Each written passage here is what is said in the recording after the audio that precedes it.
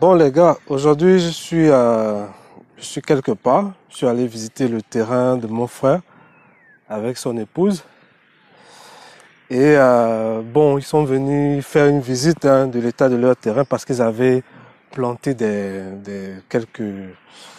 quelque chose pour entretenir le terrain, mais on s'est rendu compte que rien n'a poussé. Rien n'a poussé parce que vous-même constatez un peu, c'est un terrain qui est plus ou moins sablonneux, si vous voulez.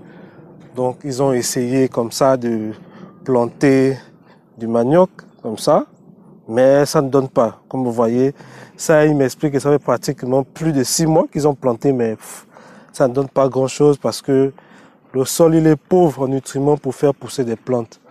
Donc la seule plante qui essaye de donner un tout petit peu, c'est les ananas, comme vous remarquez. Mais en gros, il faut comprendre que là, on est à Port-Gentil et le sol de Port-Gentil est très pauvre en nutriments pour pouvoir faire de l'agriculture. Il est très pauvre, ce qui fait que ici, il faut les populations se ravitaillent dans des régions plus éloignées de la ville, parce que la ville elle-même c'est du sable partout. Vous voyez que ça, c'est un terrain qui n'a pas été déboussé pendant des mois et des mois, mais la végétation ne pousse pas comme d'autres terrains habituels. Donc, c'est pour dire que ceux-là qui achètent des terrains, si vous estimez ou si vous pensez euh, planter des choses, bah, choisissez de bons terrains parce que les terrains sablonneux, il y a certains types d'aliments qui ne sont pas adaptés. Ouais, par exemple, là, c'est du maïs. Hein. Là, c'est le maïs. Mais voilà, c'est un maïs. Si on vous dit que c'est un maïs qui a plus de 4 mois, 5 mois, mais vous n'allez pas croire. Juste comme ça. Zéro entretien, personne ne vient débrousser ici. C'est vaste, c'est étendu comme ça. Et rien ne pousse. Donc, après, l'avantage un peu avec ce genre de terrain, c'est que ça ne demande pas beaucoup en entretien. Donc, ça veut dire quoi? Ça veut dire que la fréquence de nettoyage, elle n'est pas grande. Donc, vous n'allez pas beaucoup dépenser pour entretenir. Mais l'inconvénient majeur, c'est le fait que vous ne pouvez pas cultiver quoi que ce soit. Il faut même regarder un peu. Il y en a quelques plants comme ça de manioc, ça ne pousse absolument pas du tout. Ça ne pousse pas.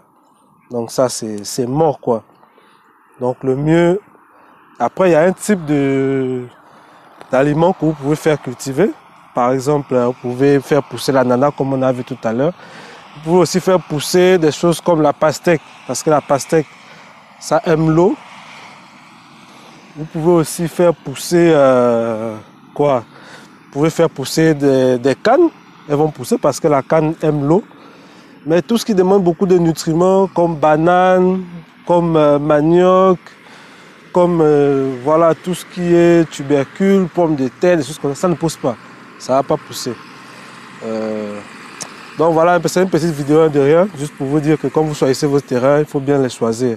Si vous voulez acheter pour construire aussitôt, bah, même si le terrain est sablonneux, il n'y a pas de souci. Mais si vous voulez construire et que vous espérez un jour commencer par planter et manger quelque chose dans ce terrain-là, ne choisissez pas des terrains sablonneux comme ça. Vous n'aurez rien à voir. Voilà, ça c'est un manioc. Un plant de manioc qui a plus de 5-6 mois, hein, mais rien du tout. Donc là, nous, ce qu'on a fait, c'est qu'on est venu normalement avec l'objectif de planter des petits pousses de papayer comme ça. On ne sait pas ce que ça va donner. Ce qui est sûr, c'est que l'espoir n'est pas grand. Mais il faut quand même être un peu têtu avec la nature, même si on dit que la terre ne ment pas. On va être un peu têtu pour voir ce que ça va donner dans quelques temps. Là, c'est les papayers. Un peu plus loin, on a planté un avocatier. Bon, vous allez voir un peu. Là, on a planté un avocatier, comme ça. On ne sait pas, ces champs de survie ne sont pas grands, parce qu'après, quand il pleut, c'est de l'eau qui s'infiltre, et quand il fait chaud, le sable il est très chaud, il brûle les racines. Là, par exemple, on a essayé de planter ce sont des plants de légumes, hein, ce qu'on appelle de la marante, mais comme vous voyez, c'est mort, quoi. Ça meurt. Bon, ici, on a un peu un pied de, je sais pas comment on appelle ça, des fleurs d'hibiscus, hein. Oui, c'est avec ça qu'on fait le bissap. C'est comme ça. Voilà un peu à quoi ça ressemble. Mais comme apparemment dans leur terrain, il y a une zone qui est un peu plus fertile que les autres. C'est une zone où il y avait des arbustes. Donc c'est cet espace au milieu là où les choses semblent un peu données. Mais pas plus quoi, pas plus. Donc voilà, voilà. Bon, là on est rentré de notre visite, de notre balade. Et j'ai profité entre-temps à faire quelques recherches, à me renseigner auprès de certaines personnes qui font de l'agriculture ici. Et ils m'ont expliqué qu'en fait, le sol sableux, on le traite avant de planter dessus. Donc il faut vraiment le préparer hein, pour pouvoir faire de l'agriculture dessus parce que si vous essayez de le faire comme ça avec du sable, simplement, rien ne va pousser. Absolument rien du tout. Donc les techniques qu'ils m'ont expliquées sont celles-ci. Déjà, vous pouvez traiter, préparer le sol en le mélangeant avec de la sciure de bois, des copeaux de bois, comme ça. Ça va donner de la texture au sable. Parce que le problème du sable, en fait, c'est que quand vous versez de l'eau, quand vous l'arrosez ou quand il pleut, il absorbe l'eau. Donc, il ne retient pas suffisamment l'eau. Et comme les plantes ont besoin d'eau, bah, elles vont mourir de soif. C'est ça le problème du sable. Donc, pour corriger ça, vous devez mettre de la sciure de bois. Si vous n'avez pas de la sciure de bois, vous pouvez mélanger pour apporter des nutriments, hein, du potassium. Vous pouvez mélanger avec de la fiente de poule, de la fiente d'animaux. Ça peut être voilà, de la fiente de poule, ça peut être des rejets, des excréments de tout ce qui est bovin, hein, les vaches. Vous pouvez, une autre technique, c'est de préparer du compost. C'est-à-dire que vous récoltez des déchets organiques, des ménages, ça peut être votre propre ménage, ou bien si vous pouvez installer des bacs de récupération des déchets organiques auprès de vos voisins, ou bien des personnes cibles, des restaurants, des hôtels, bah, à condition qu'ils savent bien faire le tri. Et donc vous récupérez ça, vous faites du compost. Vous compostez pendant 2 semaines, 3 semaines, 1 mois, des composts qui peuvent durer plus longtemps. Et après avoir préparé ce compost-là, vous allez faire des sillons que vous allez mélanger ce compost avec ces sillons de sable-là pour vraiment alourdir et nourrir le sable. Si vous ne le faites pas, franchement, vous n'allez rien cultiver. Donc, ce sont des techniques comme ça. Il y a d'autres qui emploient aussi de la culture ombragée, c'est-à-dire que ce sont des espèces de serres, hein. Donc ils vont essayer de couvrir les plantes du soleil parce que le soleil plus du sable chaud, vous avez là un four, donc les plantes ne supportent pas.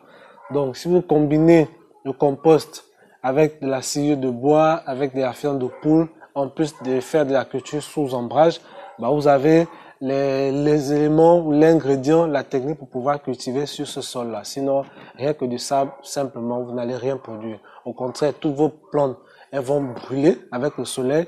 Et lorsque vous allez arroser, bah, elles ne vont pas suffisamment consommer de l'eau. Donc, voilà. Maintenant, si vous achetez votre terrain et que vous n'avez pas l'intention de planter, tant mieux, il n'y a pas de souci. Mais si vous achetez le terrain et que vous voulez entre-temps cultiver quelque chose, vous êtes obligé de le préparer. Les inconvénients sont ceux-là, bah, ça coûte du temps, de l'énergie, de l'argent parce que vous allez devoir acheter tout ça et il faut être beaucoup patient.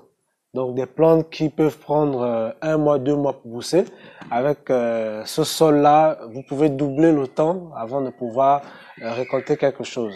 Et c'est la raison pour laquelle ici, dans la ville de Port-Gentil, bah, tous les produits maraîchers coûtent cher. Ils coûtent extrêmement cher parce que ça demande beaucoup d'efforts, beaucoup de travail, beaucoup de techniques pour pouvoir sortir quelque chose comestible pour les ménages. Donc voilà ce que j'avais à vous partager dans cette vidéo. Bah, vous, est-ce que vous avez déjà cultivé dans ce genre de terrain? Est-ce que ce sont les mêmes techniques que vous employez? Est-ce qu'il y a d'autres techniques que vous connaissez pour pouvoir cultiver sur des sols sableux? En tout cas, dites-moi en commentaire.